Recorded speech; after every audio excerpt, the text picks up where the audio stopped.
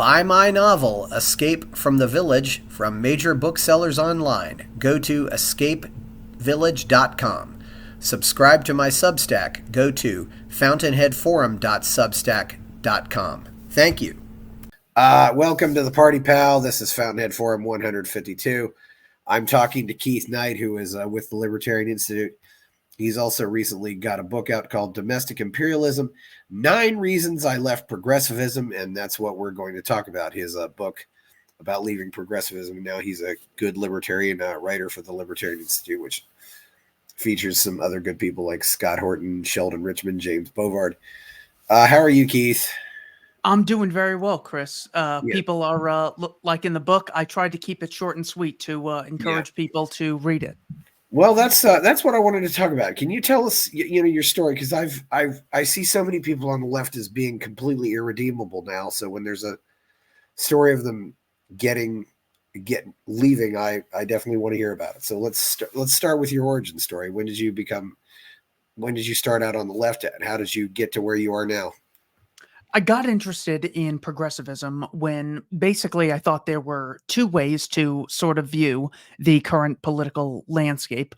One way was to want to give people things for free and wanting to treat people equally, and that was the progressives. And then the Republicans or conservatives were just against this.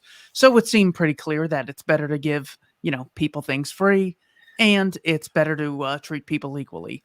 Little did it occur to me that just because the state coercively funds and then provides something doesn't actually make it free. There's always opportunity costs, and there's the monetary costs associated with printing the money necessary to pay for the programs and all the employees and all the construction of all the buildings.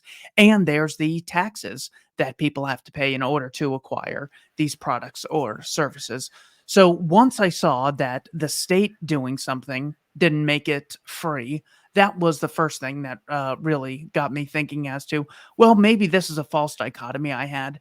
And then on the second realm, when in the case of equality, it doesn't seem like they want equal rights for government employees and non-government employees. Only the state claims the right to initiate taxes. Only the state claims the right to regulate or have any executive decision-making powers. Only the state has the right to declare war and kill civilians. Only the state has the right to conscript people into a military with the selective service. So on the 2 primary grounds, it seems like progressivism just totally failed on the very things it claimed to advocate. Moreover, when I heard about the racial justice narratives that the progressives were promoting, it seemed very clear that there was one group, blacks or even women in this case, were being treated unjustly in society, and the progressives were on their side. The main evidence for this was, well, we have, images of people like Eric Garner, or we have like the Rodney King incident. These are blatant examples of some people, whites, oppressing other people who are not white. It didn't really occur to the progressive that the state having a monopoly on violence had anything to do with how the police would treat anyone, regardless of race. And in July of 2017, a man named Roland Fryer, a professor at Harvard, came out with a study titled An Empirical Analysis of Racial Differences in Police Use of Force. And in this analysis, he found that there were no racial differences when it came to police-involved killings. This was so shocking to me. I had to read the report, and it turns out what the media has essentially done is cherry-picked stories, put them in front of our TV, and repeated them so many times, people just assumed that it was true.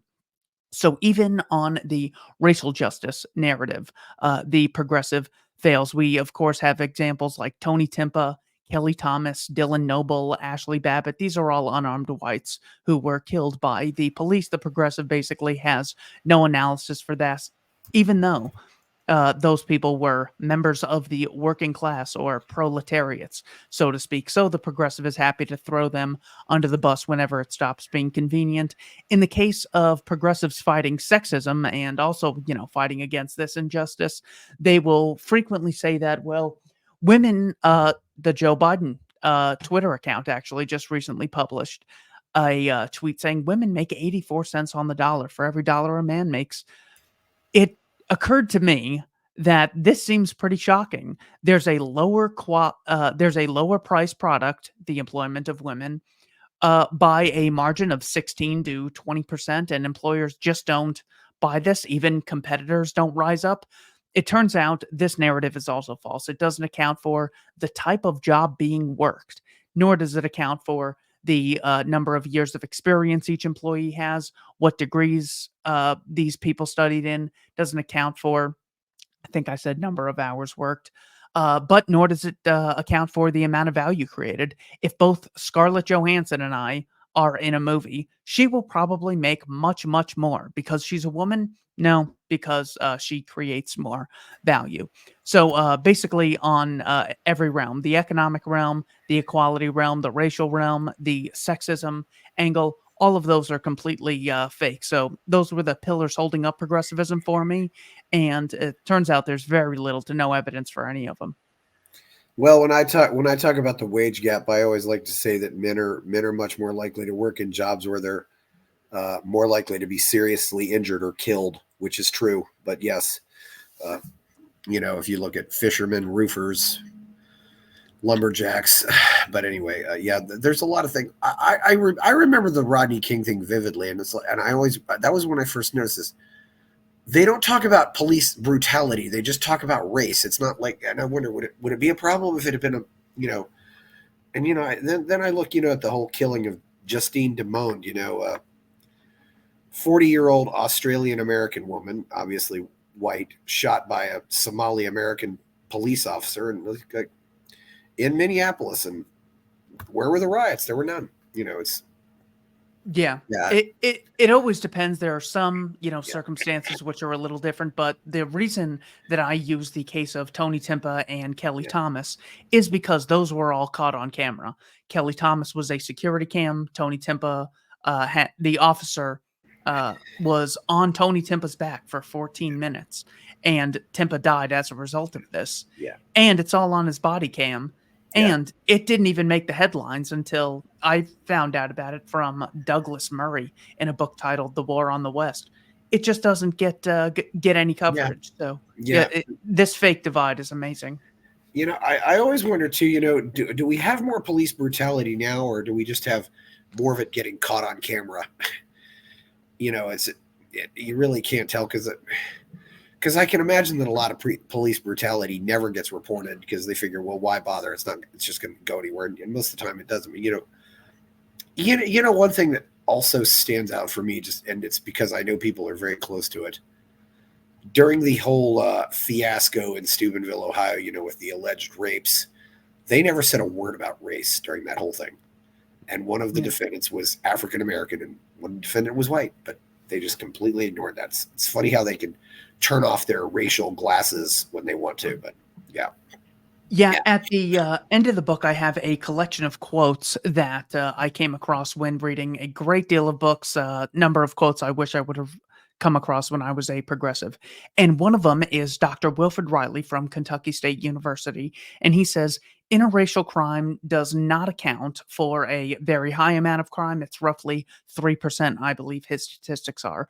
But when it comes to whites and blacks being involved in a violent crime, the black person is the perpetrator 75 to 85% of the time. He uses data going back to the 70s. So this means that we would see a disproportionate amount of non-whites in jail, and Asians commit less violent crime than whites, and men commit more violent crime than women. That's why 95% of people killed by the police are men.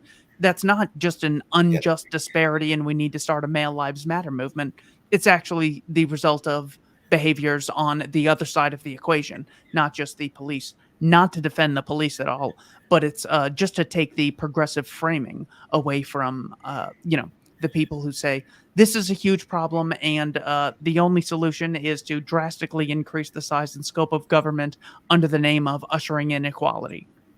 yeah. This has been, or as they like to say, not equality but equity. It's like they're always playing games with words, and it's really hard to say what is the difference between equality and equity. kind of a mess, but there's always this. They love to play games with words. That's another thing I noticed too. Yeah. So you were you. This was all. When was this about for you? I mean, it seems like it sometimes starts at a young age, and you people say you grow out of it, but you know, obviously you saw some reasons for what you thought this was a good thing because they wanted equality, and I think I certainly remember reading the Progressive at a young age for a while just because they were the anti-war voice, but Mhm. yeah, Yeah, I probably came across it when I was really, really young. I was like 12 or so, just because my family was so heavily involved in politics. But I started coming across counter arguments when I watched people like Glenn Beck. He had made the case that the Affordable Care Act requires you to buy something, the individual health insurance mandate, whether you want to purchase it or not.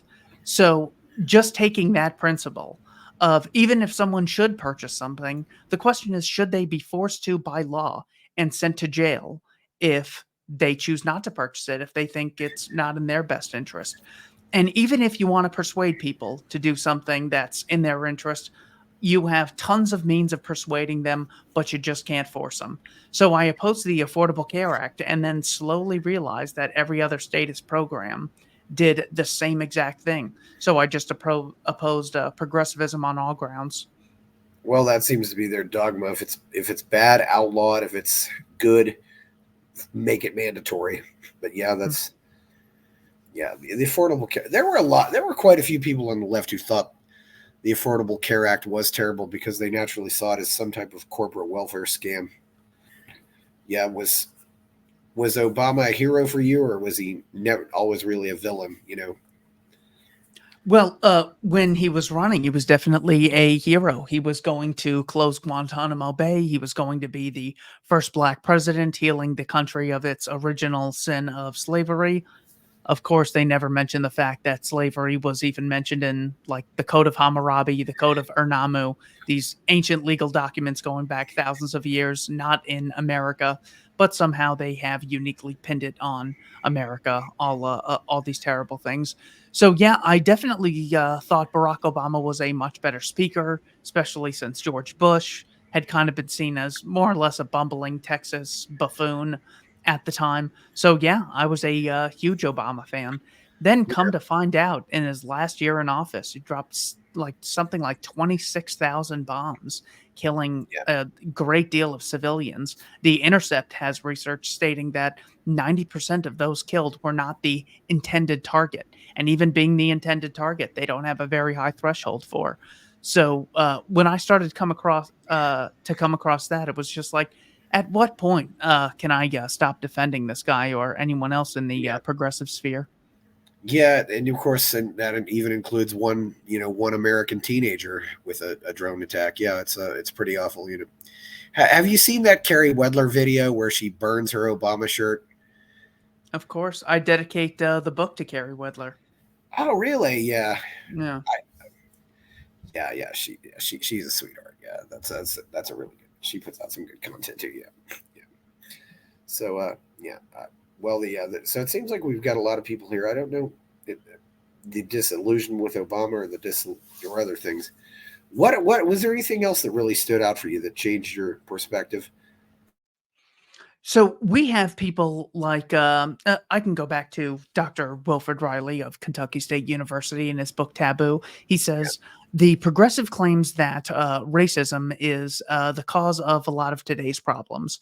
The three issues with this are primarily a lot of these issues also apply to poor whites, whatever they say. It's higher incarceration rates or out of wedlock births. Um, the second reason we can question the legacy of slavery narrative is that these issues often do not apply to Black immigrants who come from a totally different culture and have a totally different work ethic or attitude towards education, which is why places like Black Enterprise Institute claim that the income disparity between Native Black Americans and yeah, immigrant Blacks is about 30%. So when they see that disparity between whites and blacks, they say this is a terrible injustice.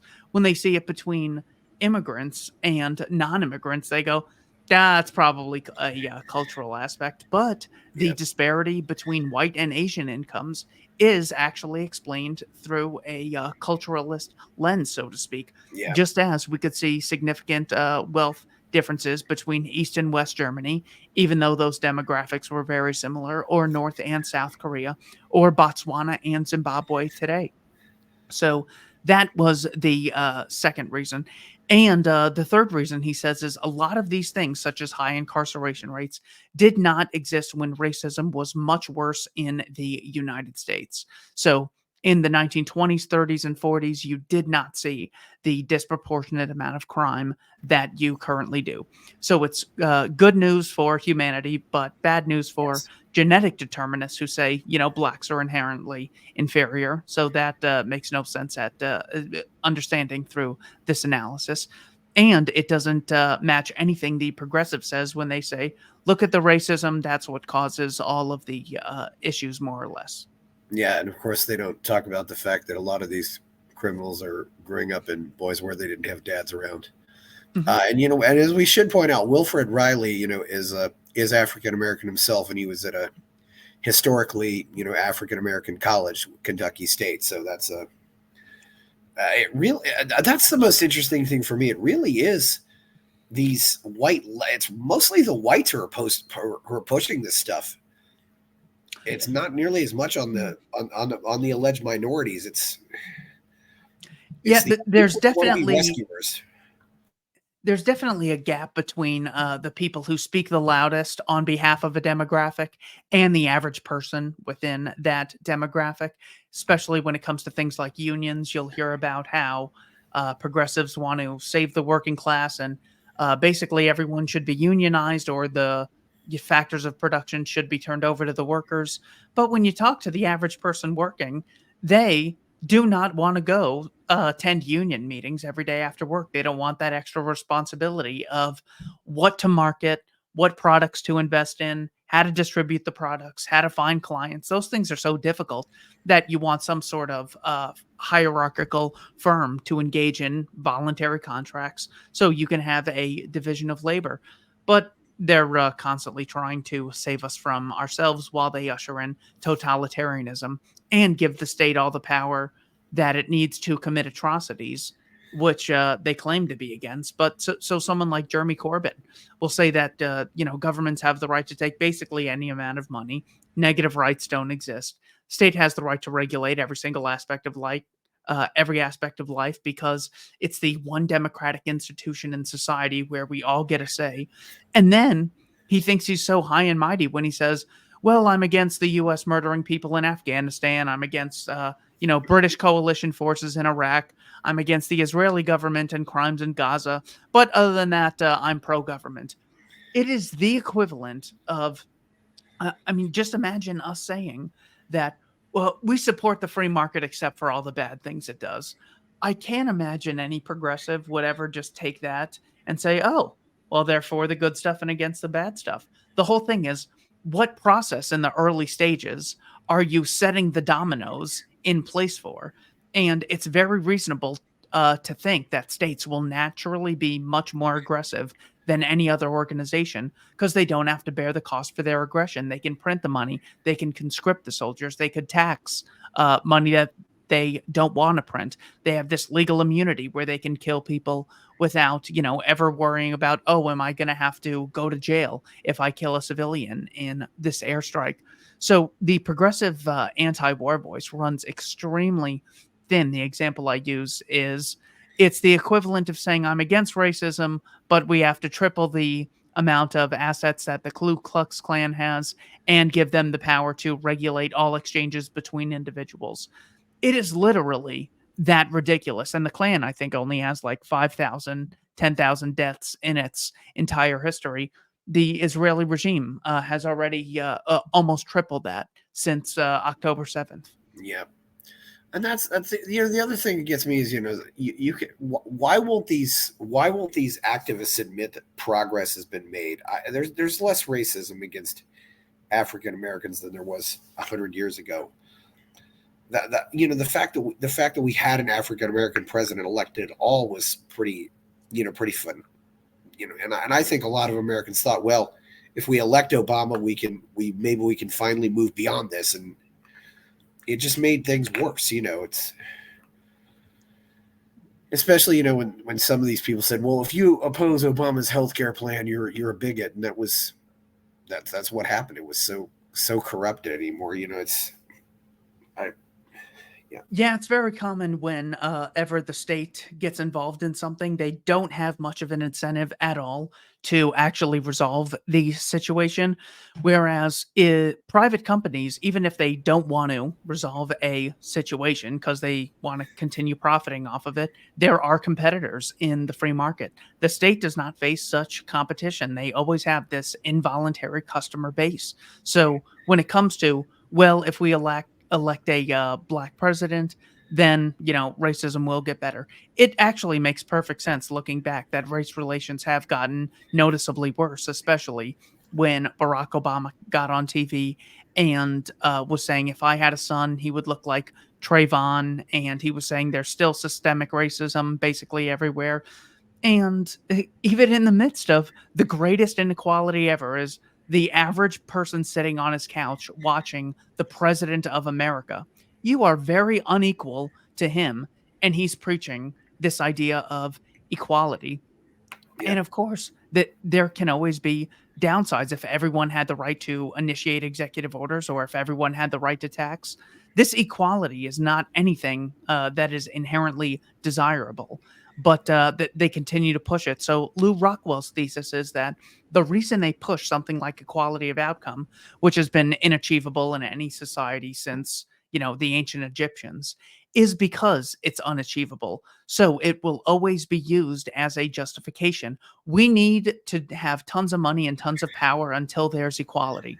Well, since that's never going to happen as far as equality of result goes, then they're always going to have a justification. So once you sell the population on the idea that the state has the right to grow and grow and grow until there's equality, something that's never going to happen, is the equivalent of saying we need a perfection country. And until the country's totally perfect, then the state just gets to confiscate more money and regulate more aspects of life. It's completely ridiculous, and it's one of the reasons I left progressivism. Yeah,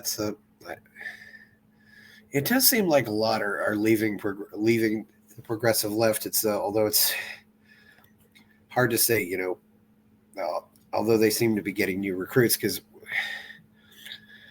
I don't know if we'll ever fix the college campuses. It's somebody who saw the Berlin Wall fall and was still very politically minded said, we won't be fighting these socialists 30 years from now, but here we are doing it again. What do you think is the solution to change minds? I mean, because it seems like some of them are just progressives to me nowadays seem like they're severe drug addicts, and trying to break a drug addict of their addiction is not an easy thing to do. Yeah, I think the best way to change minds, well, we can learn a great deal from the propagandists themselves. There is a general theory that the goal of propaganda is not to inform or persuade or convert someone to an idea, but it's actually to humiliate people who don't comply with the regulation or whatever the state is trying to promote at the time. So when we recognize that a lot of propaganda is about humiliation, I think we can really embrace that and have no problem saying that you progressives, you claim to represent people, but the way you represent them is you give them one vote between two politicians every 4 years, and the politicians are liars. A much better way to make sure people are represented and have influence in their society is to embrace economic freedom and decriminalize all Yeah. economic activity between consenting adults. That's to say that something like school choice, I think, is certainly something in the right direction. And if you look at all the people who want it, it's not going to affect anyone directly. Of course, everything indirectly affects others. But with something like school choice that the progressives are vehemently against, either your school, their funding is going to stay exactly the same if no one leaves, or it's going to increase if some kids come over, or you might drastically decrease the amount of spending that a school gets access to because students don't want to be there or because parents don't want to send their kids there. And just them facing that one option, that the working masses have. They are so terrified that others will disassociate from their organizations, that I think it's really important to not be afraid to, really put the pressure on and say, if you represent them, surely you don't think they should have to, engage in occupational licensing before they get on the job experience. Surely you don't think they should have 30% of their income confiscated and allocated towards things they might not want to give money towards. Um, anything that increases the amount of insecurity by citing some of these statistics and putting the pressure on progressives, it works a heck of a lot better when you have studies like the Roland Fryer incident, or if you just ask them about the Kelly Thomas security camera footage of the 6 police officers beating him to death, and asking them, how can you still claim that the actual divide is black on white when the state does this to non-whites as well? So, asking them about those blatant contradictions, having a few on hand, definitely increases the amount of insecurity in progressives, which raises the cost of being a progressive, which means people will be less likely to consume the terrible product of progressivism. And having a sort of a populist united front where we can, embrace basically anyone who's about achieving their ends through a process of mutually beneficial voluntary exchanges. I think Javier Milei did an excellent job of really vilifying the state while simultaneously not just being blackpilled, but really shining a light on the heroism of entrepreneurs Yeah. and everyone else who engages in the voluntary sector, who is Yeah. constantly creating wealth. So those are the ways that I think we can slowly but surely get out of this. Yeah, well, they don't have the race war down there that we have here, and they don't really have the sex war that we have down here, which I think is two big factors that impact Millet. There are other things, but we've talked about Millet a lot on this show. 32 shows am I at now? So yeah, if anybody has as much English speaking coverage of Millet as I do, I'm not aware of them. But I but you also have some of them. I think as things fail more, they also they double down. They become more. It's a backfire effect. You present facts to people, and then they come out believing them more, even though you've presented them these facts. Mm. Yep, that can sometimes happen, unfortunately. But just having the right ones. That's why I collected these quotes at the end. These are the main things that I think we could face progressives with, that I think are much more likely to change minds or increase the amount of insecurity they have when advocating their positions. Yeah, and and now it's just gotten crazier. I think with the now they want to destroy women's sports. Well, they claim to be an advocate for a group, but then eventually they find we don't care about this group anymore, and then they throw that group under the bus. I mean, I've heard gay men say the same thing, that they don't really care about what happens with gay men anymore because they're men. Yes, that definitely happens. Any more questions you have, or should we wrap it up? No, I don't really have any more questions right now. You know, well,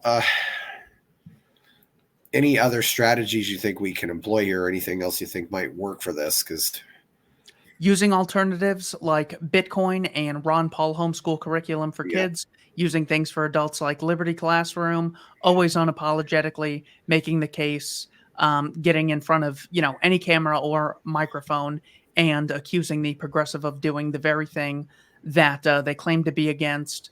Uh, s- you know, citing I have quotes from Thomas Sowell, Walter Williams, yeah, all these things in there. You should see the look that progressives get on their face when I tell them that black incomes were increasing at a significant rate before the Civil Rights Act was instituted. I have the citation from Thomas Sowell's book, Civil Rights, Rhetoric or Reality. So there are so many options. I think it's much better that we at least try rather than do nothing. yeah, And I'm open to being totally wrong on the strategy, but certainly seeing people like Dave Smith get on the Joe Rogan Experience. I think Yeah. whenever people watch that, their minds are really, really it's really, really intriguing just because it's something that they've never heard. Where even if you get a ton of neocons or progressives on the Joe Rogan Experience, yeah, that's stuff that they've already heard like 1,000 times. Watch out for China. Yeah. Russia exists, therefore we have to go into Gaza. Just all these ridiculous non sequiturs that you Yeah. constantly see.